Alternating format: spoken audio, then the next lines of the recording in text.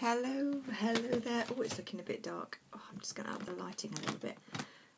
Hello and welcome to my Periscope for the Farmer's Wife Quilt Along. We're on to blocks 7 and 8 and I can see some of you joining in. Oh, a little flurry of people. Hello, hello, hello. Nice to see you. Sunny Jenny, I don't know if I've seen your name before. Hello. And I think I saw Marcy just join in. Quilt 93, Piano Prof. Some new names to me. Hello. If you haven't seen me before, hiya Joe. Hello. If you haven't seen me before, my name's Kerry and I blog Very Kerry Berry, and it's a sewing and quilting blog.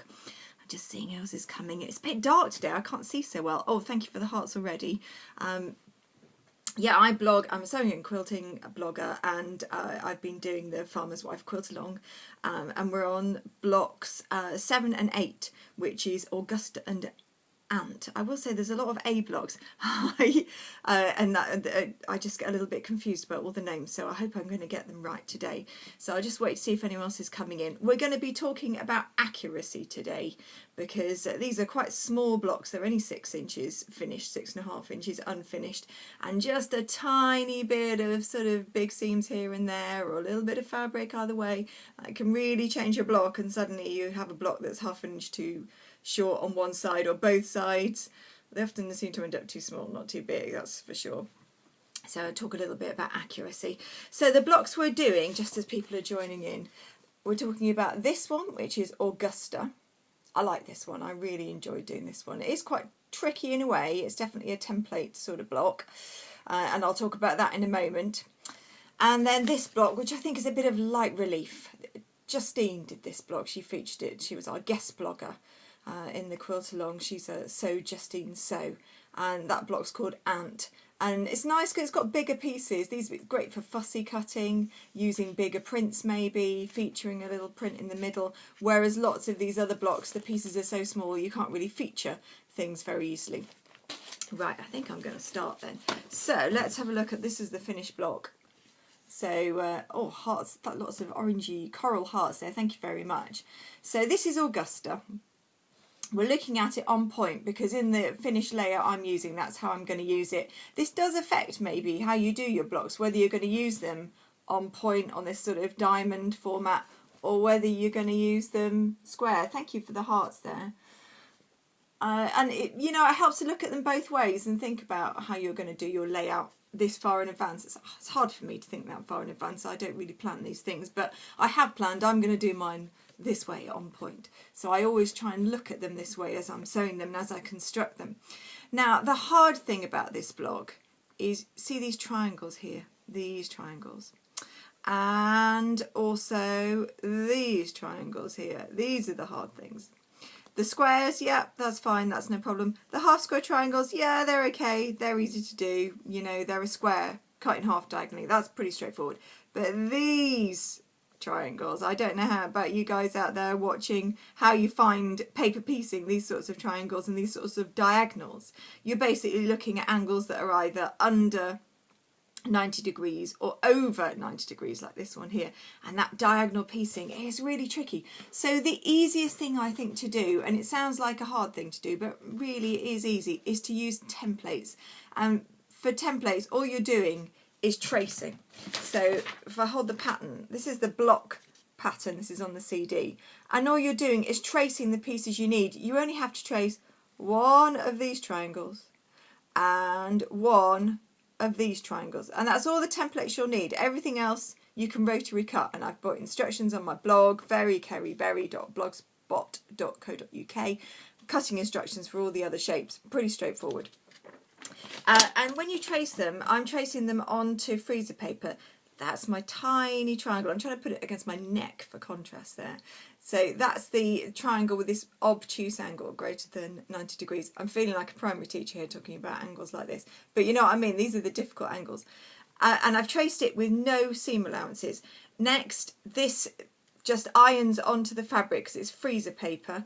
I'll just hold up for those. I know some of you know this stuff and some of you don't. Freezer paper, this is by the roll, or you can buy it like this, so it's ready to print on your printer. This prints on an inkjet printer, or you can print it on a laser printer. All you have to do for a laser printer, because slightly different on a laser printer, you need to back it with normal paper. So you just put a piece of copy paper behind it and just iron it across the top, and that will fix it, and then feed it in as a single sheet, and you can print on a laser printer. But for inkjet printers, just stick it through, and this will give you the templates without even having to trace. So if you don't like tracing, and I know some people do not like tracing, this is your sort of cheat stuff. But I'm quite happy to trace. I just get little scraps, whoops, and I just trace this one. And then I'll iron it on my fabric, cut out 1/2 inch excess all around. That gives you a nice generous seam allowance.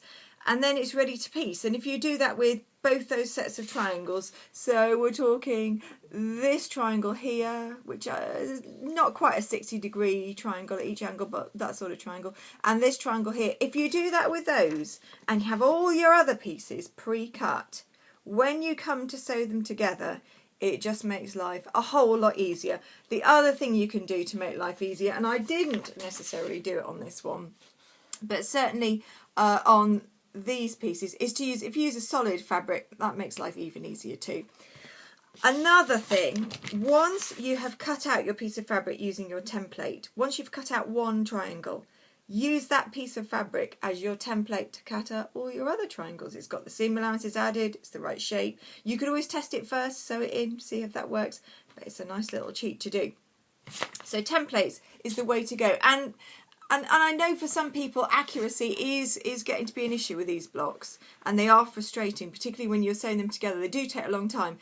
If you pre-cut everything, I know I say this a lot, but I think it does work. If you're pre-cutting your squares and you're pre-cutting these triangles and they're already all laid out, even if you just pre-cut a section at a time, like just this bit or just this bit, it will make your life so much easier, rather than taking up whole fat quarters and trying to snip off a bit of material that will fit. Thank you for the hearts. I keep seeing all these hearts going.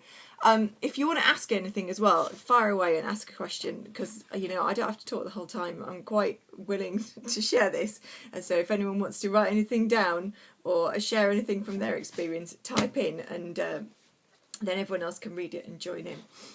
But yeah, I think templates is the way to go for accuracy, and that time spent cutting out will save you the tears if you've done it the other way and just taken big bits of fabric and then they're too small, it doesn't work.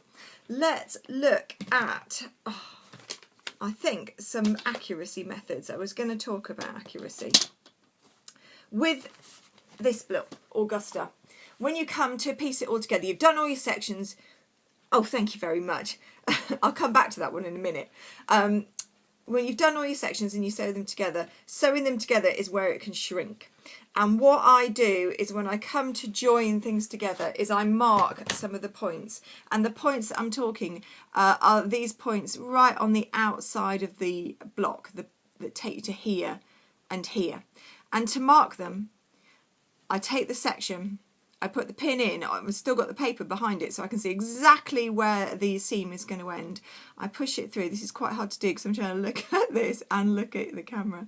Right, so you can see I've pushed the pin through, and then I mark it with a sew line pencil on the wrong side of the fabric. So I just look where exactly that point is pressed through, get my pencil, give it a little rub, and it just gives me a tiny mark. And then when I come to sew my seams, I know that that's the point to aim for, and so I'm not going over my 1/4 inch. It's going to be really precise. It's a good thing to do, especially when you're joining sections together that are all nice and perfect and you want to keep your block perfect. Let's come on to aunt block, or aunt block if you're from the south of the UK. You may say it differently elsewhere. So this is a great block for fussy cutting. I was working this way again, so I fussy cut this cat here, so the orientation was this way. If you are gonna have your quilt so your blocks are square on, fussy cut the other way. It's pretty obvious. It's a nice easy block, basically an economy square in the centre with rectangles and squares around the outside. Very easy to pre-cut, and you'll get a really nice precise block. I don't know what else I can say about this. It's a good contrast, it helps here, and a solid and a print is a nice simple thing to do. It's only 2 fabrics to choose, which is nice. Sometimes 3 fabrics or even 4 fabrics can be a bit overwhelming, but 2 fabrics works well. Really, really nice block. I like this a lot. A whole quilt of these would be nice, wouldn't it? I think that's all I've got to say. As usual, I feel like I've gabbled and I've been very fast, but I hope you've liked it. I hope you've liked seeing the blogs. If you want more details, you can find them on my blog. A lot of what I've said today is on there, and maybe I've said a bit more than I say on the blog. Never quite know. If you want to share this for people to watch on replay, you can swipe this now and share it, or swipe up if you're on an Android phone, or you can share it later on Twitter. Thanks very much for joining me again. I shall be back next week if you're still enjoying these. I think so. A lot of you seem to join in and say hello. Oh, thank you very much. I love what I'm seeing on the hashtag, by the way, on Instagram. And if you want to, send a link to me, you can always comment on my blog, put a link in, and I'll come and have a look at your blogs on your blog if you're doing it that way as well. Oh, thank you very much. Nice to see you all, and thank you very much for the hearts and your time. Oh, thank you, Joe, and I'll see you all again next week. Bye-bye.